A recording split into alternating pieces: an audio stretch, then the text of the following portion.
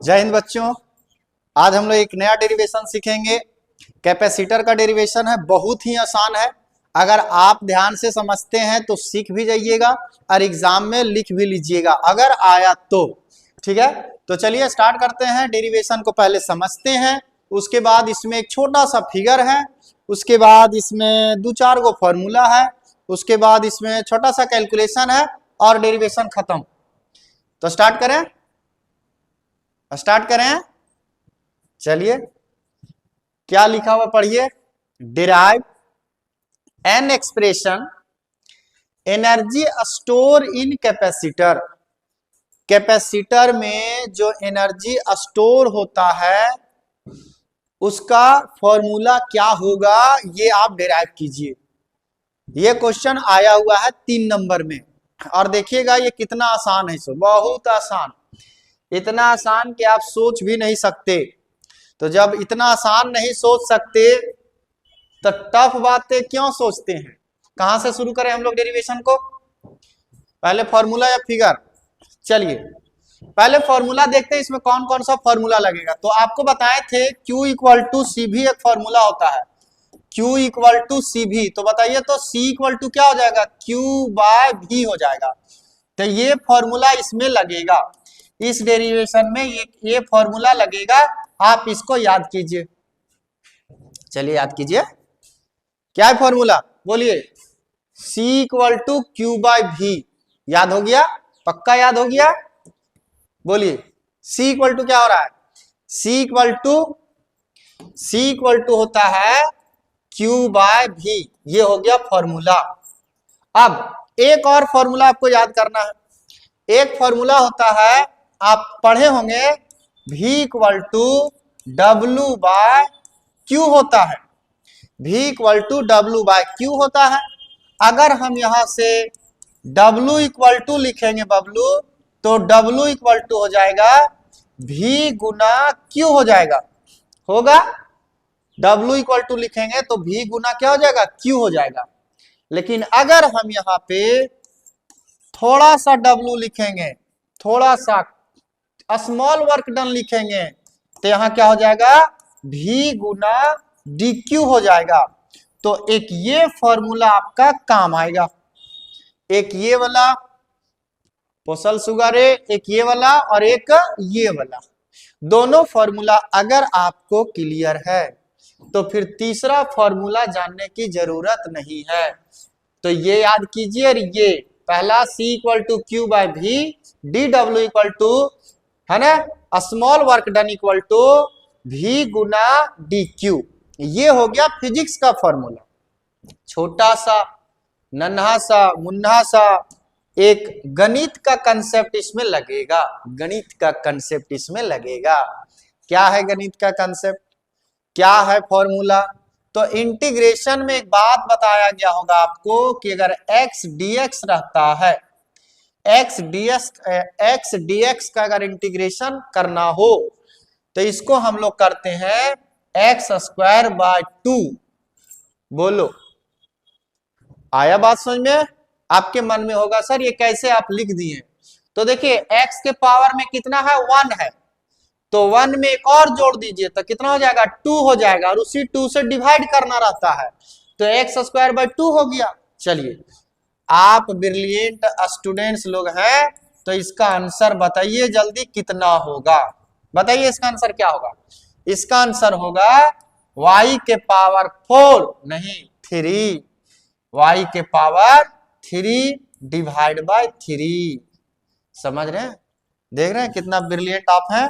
z के power 4 dz। बताइए answer जल्दी बताइए क्या हो जाएगा, z के पावर 5 डिवाइड बाय 5। ऐसे हो जाएगा। इतना ही इंटीग्रेशन चाहिए, हम इंटीग्रेशन थोड़ी पढ़ा रहे हैं, इतना ही चाहिए।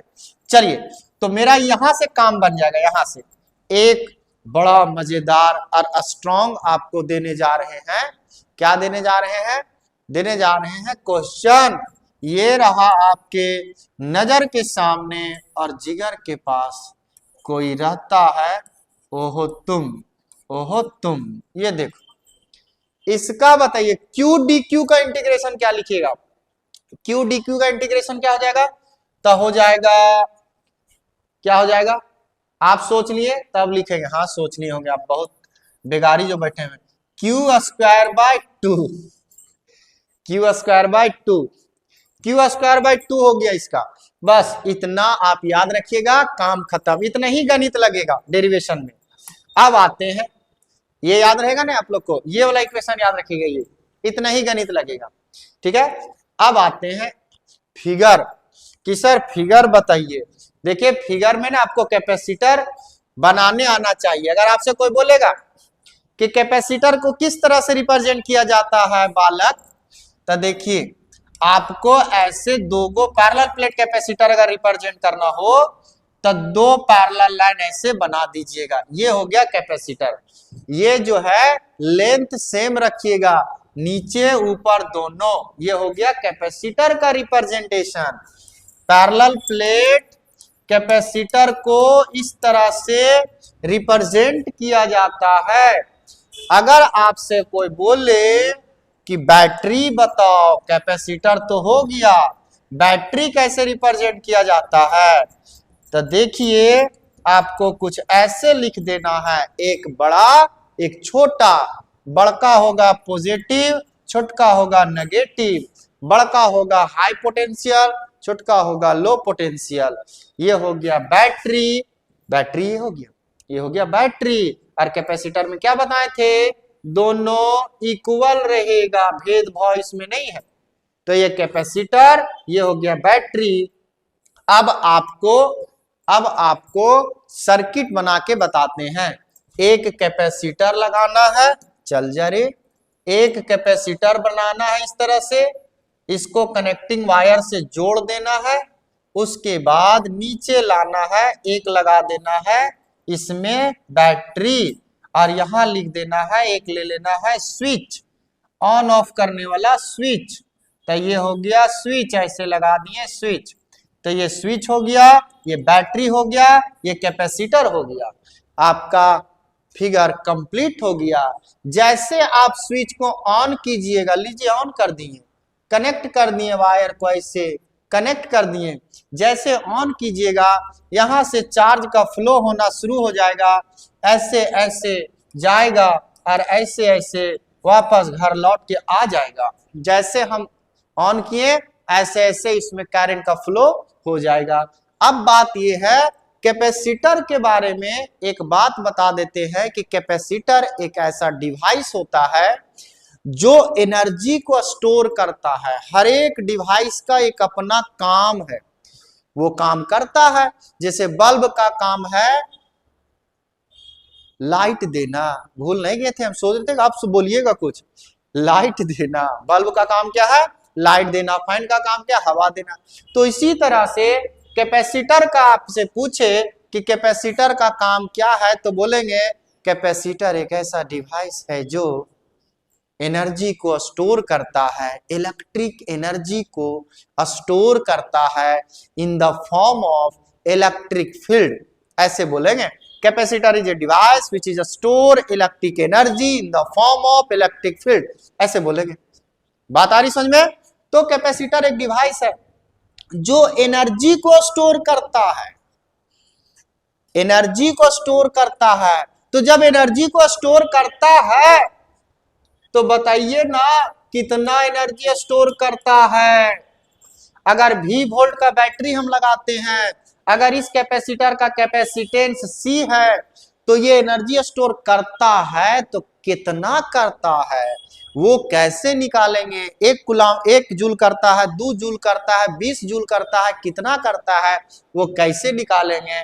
उसी का फॉर्मूला हम लोग को निकालना है और ये बहुत आसान है। तो फिगर आप समझिए, फिगर आप समझ गए, क्वेश्चन हम आपको समझा दें। कैपेसिटर के बारे में क्या बोले, कैपेसिटर एक ऐसा डिवाइस है जो क्या करता है, क्या करता है, बोलिए क्या करता है, एनर्जी स्टोर करता है। किस फॉर्म में? इलेक्ट्रिक फील्ड के फॉर्म में। ये याद रखिएगा, इलेक्ट्रिक फील्ड के फॉर्म में, इलेक्ट्रिक फील्ड के फॉर्म में क्या स्टोर करता है कैपेसिटर? एनर्जी। ये तो याद होगा, देखिए बहुत बार बोल दिए, कैपेसिटर एक ऐसा डिवाइस है, कैपेसिटर एक ऐसा डिवाइस है जो एनर्जी स्टोर करता है इलेक्ट्रिक फील्ड के फॉर्म में। तो कितना एनर्जी स्टोर करता है, उसके लिए क्या फॉर्मूला होता है, वो हम लोग निकालेंगे और आज सीखेंगे और एग्जाम में लिखेंगे। तो चलिए स्टार्ट करते हैं। फिगर समझ गया, चलिए डेरिवेशन में आते, बहुत ही आसान है। जो जो फॉर्मूला बोले याद है आपको, बोलो। C equal to Q by भी, dw equal to v into D Q, और इंटीग्रेशन ला कंसेप्ट बताए थे वो याद होना चाहिए, नहीं तो फिर यहां मौका नहीं मिलेगा चौका लगाने के लिए। बताइए, derive an expression in energy store in capacitor.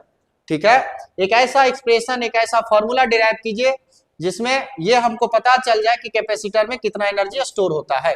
चलिए कंसीडर आप अपने से समझ के लिख सकते हैं, वैसे यहां देख लीजिए ये भी आसान है। Consider a capacitor of capacitance C is connected to a battery of V volt. एक कैपेसिटर लिए हैं, फिगर में आप देख सकते हैं। देखना चाहें तो रजाई से बाहर निकल के देखें तो ज्यादा अच्छा रहेगा। ठीक है, क्या लिखा हुआ है, एक कैपेसिटर है, consider a capacitor of capacitance C। जैसे एक कैपेसिटर माने जिसका कैपेसिटेंस कितना है, C है। कैपेसिटेंस मतलब उसका क्षमता, एनर्जी स्टोर करने का क्षमता। जैसे बाल्टी होता है तो बाल्टी का हर एक का क्षमता होता है, तो वही उसका कैपेसिटी हुआ। बाल्टी क्या होता है, बाल्टी एक ऐसा डिवाइस होता है, ऐसा कुछ होता है जिसमें पानी स्टोर किया जाता है, जिसमें दूध स्टोर किया जाता है, उसे क्या कहते हैं, बाल्टी कहते हैं। लेकिन हर एक बाल्टी का एक अपना कैपेसिटी होता है। एक बाल्टी होता है कि 5 लीटर जमा करेगा, एक बाल्टी है कि 20 लीटर जमा करेगा। तो उसी तरह अभी हम बोले कि कैपेसिटर एक ऐसा डिवाइस है जो एनर्जी स्टोर करता है, लेकिन कितना एनर्जी स्टोर करता है, 20 जूल, 100 जूल, 4000 जूल, ये तो कितना उसका कैपेसिटी है, उसी को क्या बोलते हैं, कैपेसिटेंस। तो वही हम लोग मान के चल रहे हैं कि एक ऐसा कैपेसिटर है जिसका कैपेसिटेंस कितना है, C है। ठीक है, अब C is connected to a battery of V volt. इस कैपेसिटर को हम लोग कनेक्ट कर दिए V वोल्ट के बैटरी से कनेक्ट कर दिए। अब क्या करते हैं, स्विच को ऑन कर देते हैं। लीजिए ऑन कर दिए। जैसे स्विच ऑन होगा बैटरी से चार्ज निकल के, है ना, ऐसा नहीं कि अचानक से सभी चार्ज वहां पहुंच जाएगा। सो नहीं, पहले जाएगा DQ, थोड़ा सा जाएगा DQ जाएगा वहां, DQ जाएगा, थोड़ा सा चार्ज आएगा, फिर थोड़ा सा जाएगा, फिर थोड़ा सा जाएगा। एक समय आएगा जब यहाँ पे टोटल चार्ज कितना हो जाएगा, Q हो जाएगा। आप एक बात बताइए, जब हम स्विच को ऑन नहीं करेंगे तब यहाँ चार्ज 0 होगा कि नहीं होगा? जब हम स्विच को ऑन नहीं करेंगे, जब हम यहाँ मान लेते हैं स्विच को ऑन नहीं करते हैं, ये कैपेसिटर है, ये बैटरी है, ये हमारा स्विच है, ऐसे रखे हुए हैं, हम स्विच ऑन नहीं किए हुए हैं, तो बताइए यहाँ चार्ज अभी कितना, 0। अभी चार्ज कितना है, 0 है। लेकिन पहले इनिशियली था 0। जैसे हम यहाँ पे स्विच को ऑन कर देंगे तो यहां से चार्ज जाना शुरू कर देगा, DQ जाने लगेगा। और जाते जाते एक समय ऐसा आएगा जब यहाँ चार्ज कितना जमा हो जाएगा, Q चार्ज जमा हो जाएगा। कितना जमा हो जाएगा, Q चार्ज जमा हो जाएगा, Q चार्ज जमा हो जाएगा। तो हमको ये जानना है कि 0 से जब Q चार्ज यहां जमा हो गया तो इसमें एनर्जी कितना जमा हुआ, तो उसी के लिए हम लोग यहां बात करेंगे। ठीक है, तो ये फिगर आपको समझ में आया? फिर से देखिए, कैपेसिटर लगा हुआ है, बैटरी लगा दिए, स्विच है, ये स्विच ऑन कर देते हैं। स्विच ऑन कर दिए तो DQ चार्ज जाते गया, टोटल चार्ज कितना हो गया, Q हो गया। आप एक बात रखिएगा, एक प्लेट पे प्लस Q रहेगा तो एक पे माइनस Q रहेगा, एक पे प्लस तो एक पे माइनस। कैपेसिटर का जो फुल लेक्चर है मेरा रिवीजन का लेक्चर, उसमें जाके देखिएगा, और भी अच्छा से कैपेसिटर समझाए हुए हैं। ठीक है, तो यहाँ प्लस Q तो यहाँ क्या हो जाएगा, माइनस Q। बोलिए, ये फिगर में कोई दिक्कत, कहीं भी कोई कंफ्यूजन नहीं? तो चलिए अब बनाते हैं डेरिवेशन, जो बहुत आसान है। चलिए बताइए, तो आपको एक फॉर्मूला बताए थे, आप बोलिए पहला फॉर्मूला क्या बताए थे? We know that v equal to q by c नहीं बताए थे? v इक्वल टू क्या था? क्यू बाई सी, याद है? ठीक है, याद है। अब बताइए, बैटरी जैसे हम ऑन करेंगे, बैटरी ऑन करेंगे तो पहले जाएगा dq चार्ज, फिर जाएगा dq चार्ज, फिर जाएगा dq चार्ज। तो जब dq चार्ज गया, पहला चार्ज, पहला dq जब गया, पहला dq जब गया, पहला dq जब गया, तो क्या बैटरी काम किया होगा तभी तो चार्ज गया? बैटरी काम किया होगा तभी तो चार्ज गया, बैटरी धक्का दिया होगा तभी तो चार्ज गया। बात आ रही समझ में? बिना बैटरी के काम किए क्या ये चार्ज यहां पहुंच सकता है? नहीं पहुंच सकता है। तो हम लोग ये देखेंगे कि elementary work done by the battery कितना हुआ। मतलब कि जब dq चार्ज यहां पहुंचा, मान लिया जाए हम बैटरी है, हम dq चार्ज को पहुंचा दिए, लो पहुंच गया, तो हमको काम करना पड़ा होगा ना, कि ऐसा ही पहुंच जाएगा, चार्ज नहीं पहुंचेगा। हम काम किए होंगे कि लो बाबू dq जाओ पहुंचो, तो हम कुछ काम किए होंगे। तो कितना काम किए वो निकालेंगे पहले, कि dq चार्ज को पहुंचाने में कितना काम किए। तो वही लिखा हुआ है elementary work done by the battery is. तो देखिए और बताइए जनाब कि क्या था formula? dw equal to v dq नहीं था? छोटा सा वर्क डन निकालना है तो v गुना क्या लिखेंगे? dq लिखेंगे, क्योंकि हम कितना चार्ज को लेके गए हैं? dq चार्ज को लेके गया है। बताइए v का वैल्यू कितना है? तो dw इक्वल टू हो गया v का वैल्यू q बाय सी गुना dq। यहां तक में कोई दिक्कत? v की जगह क्या पुट कर दिए? q बाय सी। बगल में आप लिख सकते हैं क्या? v इक्वल टू क्या लिख सकते हैं? q by c. v equal to q by c, तो dw equal to q by c गुना dq। यहां तक हो गया। अच्छा, ये जो काम आया, ये जो वर्क डन आया, वो क्या q चार्ज के वजह से आया कि dq के वजह से आया? dq के वजह से नहीं आया, यहां से यहां तक जो आया वो dq के वजह से आया। और टोटल चार्ज गया कितना है? q गया है, q। पहले dq को पहुंचाए, फिर dq को पहुंचाए, फिर dq को पहुंचाए, फिर dq के पहुंचाए, फिर नाश्ता किए, फिर dq को पहुंचाए, पहुंचाते गए, तो टोटल चार्ज कितना हो गया? q हो गया। तो हम भी निकालेंगे टोटल वर्क डन। यहां लिखेंगे total work done. Total work done is, total work done कि यार पहले जीरो था, dq करके हम पहुंचाएं, q चार्ज पहुंचाएं, तो टोटल वर्क डन हमको बहुत करना पड़ा बैटरी को। बैटरी बोल रहा अपना तकलीफ बतिया रहा है कि तेरे पास तो कोई चार्ज नहीं था, फिर हम dq करके पहुंचाए हैं, तो हमको बहुत सारा काम करना पड़ रहा है। तो कितना काम करना पड़ रहा है? तो वही निकालेंगे टोटल वर्क डन, कि बैटरी ने टोटल काम कितना किया। तो आइए इधर, यहां पे हो जाएगा आपका, समझिएगा सब, लिखेंगे W इक्वल टू dw नागराज 0 से q। देखिए अगर dq चार्ज पहुंचा होगा तो वर्क डन कितना हुआ? dw। फिर dq चार्ज पहुंचा तो वर्क डन कितना हुआ? dw। फिर dq चार्ज पहुंचा तो वर्क डन कितना हुआ? dw।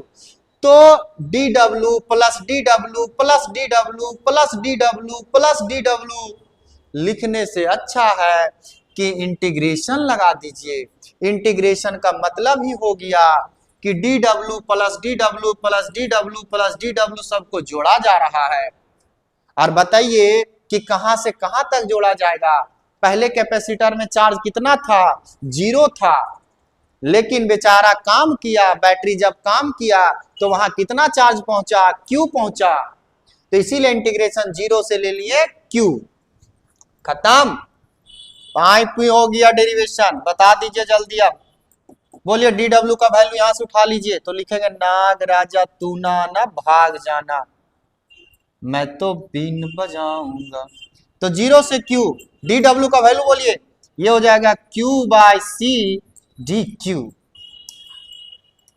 आ जाइए, आ जाइए और इसको थोड़ा सा संभाल लीजिए। देखिए यहां पे c जो है कांस्टेंट है, तो c को ले लेते हैं इंटीग्रेशन के बाहर, तो ये हो गया c हो गया बाहर, अंदर बचा 0 से q, q dq। इसको देख के कुछ याद आ रहा है? नागराज q dq, नागराज q dq इंटीग्रेशन हो गया। अभी हम बताए थे इंटीग्रेशन पावर में कितना है, 1 है, 1 जोड़ देंगे उसी से क्या कर देंगे, डिवाइड कर देंगे। तो क्या हो जाएगा बताइए आप, ये हो जाएगा W equal to 1/c, integration करने जा रहे हैं तो q के पावर में कर देंगे 2 और इसी 2 से डिवाइड कर देंगे 0 से कहां तक, q तक। ये होता है लोअर लिमिट, इसे कहते हैं अपर लिमिट। ये पढ़ाया जाएगा मैथ में आपको बहुत मस्त से।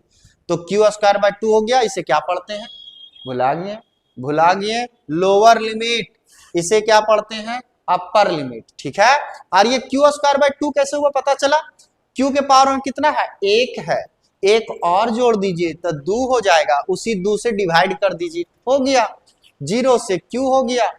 आ रही बात समझ में, आ रही ही होगी, तभी तो वीडियो में बने हुए हैं, नहीं तो बंद कर दिए रहते हैं। चलो तो और थोड़ा सा समझो, क्या समझेंगे, ये देखो ये 2 है कांस्टेंट, इसको यहां से भगाओ और इधर खींच लो तो क्या हो जाएगा, 1/2c हो जाएगा, 2c, सुन रहे हैं, 1/2c तक q² 0 से q हो गया। अब क्या किया जाता है, यहां थोड़ा सा मेथड है, समझाते हैं, आपको समझ में आ जाएगा। अपर लिमिट को यहां पुट किया जाता है, फिर माइनस का साइन लिया जाता है, फिर लोअर लिमिट को पुट किया जाता है और दोनों पे स्क्वायर लगा दिया जाता है। आपका मन भाता है जब दाल भात चोखा खाता है, 1/2c कुछ समझ में आता है, यह सारी बातें ऊपर से जाता है कि नहीं। तो 1/2c, बोलिए q के जगह क्या लिखेंगे, q, तो हो जाएगा q² माइनस, ये मेथड है, ये अपना घर से नहीं लाए, ये मेथड है। तो q² किए, माइनस लगा दिए, ठीक है, ये क्या है, क्या है, ये मेथड है। और q के जगह क्या लिखेंगे, 0, तो हो जाएगा 0 का स्क्वायर। q के जगह एक बार 0 पहले ऊपर वाला लिखा जाता है, फिर माइनस लगाया जाता है, फिर नीचे वाला लिखा जाता है और दोनों पे स्क्वायर लगाया जाता है। यहाँ अगर स्क्वायर है तो दोनों पे स्क्वायर होगा, यहाँ अगर क्यूब है तो दोनों पे क्यूब होता, यहाँ अगर कुछ नहीं है तो यहाँ पे कुछ नहीं होता। बात आ रही समझ में, कुछ नहीं वाला सुनने में अच्छा लगता है।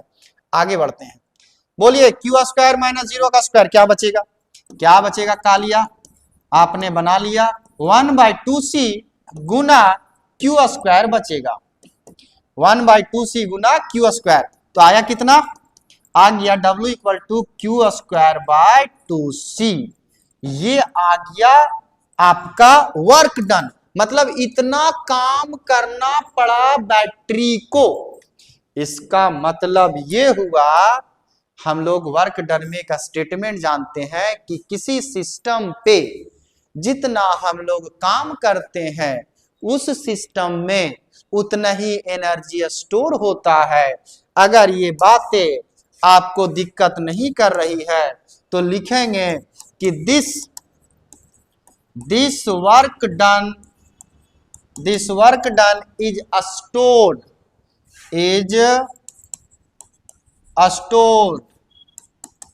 इन a capacitor, this work done store in a capacitor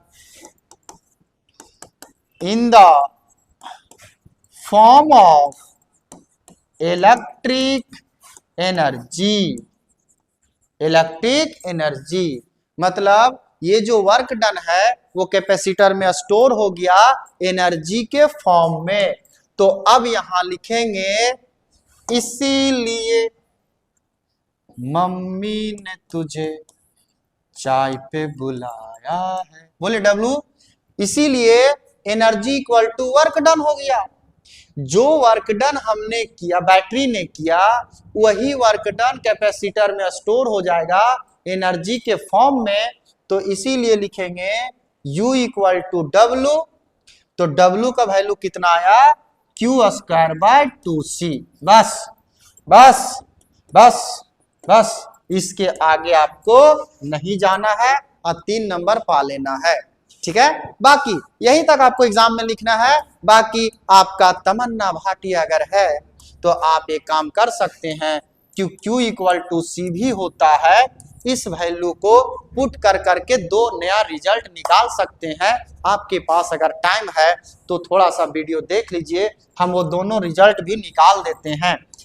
u equal to Q के जगह क्या लिखेंगे, सी भी, तो c का स्क्वायर v का स्क्वायर हो जाएगा, नीचे होगा 2c, तो एक c से एक c कट गया तो एनर्जी का फॉर्मूला आ गया 1/2 cv स्क्वायर, cv स्क्वायर। और आपको ये रिजल्ट भी याद रखना है ऑब्जेक्टिव के लिए। किसके लिए, ऑब्जेक्टिव के लिए याद रहेगा। एक ये भी एनर्जी का फॉर्मूला, ये एग्जाम में यहीं तक बनाना है नो डाउट, लेकिन ऑब्जेक्टिव के लिए ये दोनों याद रखना है कैपेसिटर के लिए। और एक फॉर्मूला और याद रखना है, वो क्या याद रखना है, सो देखिए, जैसे क्यू स्क्वायर बाय 2c हो गया, एक हो गया 1/2 cv स्क्वायर, तो क्यू के जगह हम क्या पुट किए थे, यहाँ पे सी भी पुट किए थे। अगर हम सी के जगह पुट कर देते हैं क्यू बटा भी, बोलिए ये फॉर्मूला है Q/2c है फॉर्मूला, और एक फॉर्मूला हम लोग सीखते हैं, यहां से अगर लिखना चाहे C इक्वल टू तो क्या होगा, Q/V होगा। C इक्वल टू लिखना चाहे क्या होता है, Q/V होता है। तो काम करते हैं कि C के जगह में पुट करते हैं, C के जगह में पुट करते हैं हम लोग, A से Q स्क्वायर है, देखिए ध्यान से, 2 गुना C के जगह में क्या पुट करते हैं, Q/V, Q/V। तो बोलिए इस Q से ये स्क्वायर कट जाएगा और ये V कहां चला जाएगा, ऊपर, तो रिजल्ट क्या हो जाएगा, 1/2 QV। ये तीनों फॉर्मूला आप याद रखिए एग्जाम के लिए, तो ज्यादा बेहतर होगा आपके लाइफ के लिए। ये देखिए, अरे आजा रे राजा, आजा रे, ये देखिए, ये हो गया फॉर्मूला पहला, दूसरा और तीसरा, तीनों फॉर्मूला याद रखिएगा ऑब्जेक्टिव के लिए। और डेरिवेशन करना हो तो यहीं तक। बोलिए कोई दिक्कत है इस डेरिवेशन में, कहीं भी कोई दिक्कत, हमको तो नहीं लगता। एक बार 2 बार देख लीजिए, 20 बार 20,000 बार प्रैक्टिस कर लीजिए, एग्जाम में जाके उतार दीजिए, बात खत्म। क्लियर है, तो चलिए फिर हम लोग मिलते हैं अगले वीडियो में। उसके बाद क्या बोलते हैं, हाँ उसके बाद बोलते हैं स्वस्थ रहिए, तंदुरुस्त रहिए, एक्सरसाइज करते रहिए, खाना खाते रहिए, शरीर बढ़ाते रहिए, माइंड बढ़ाते रहिए और जिंदगी जीते रहिए जी भर के। चलिए अगले वीडियो में मिलते हैं, थैंक यू।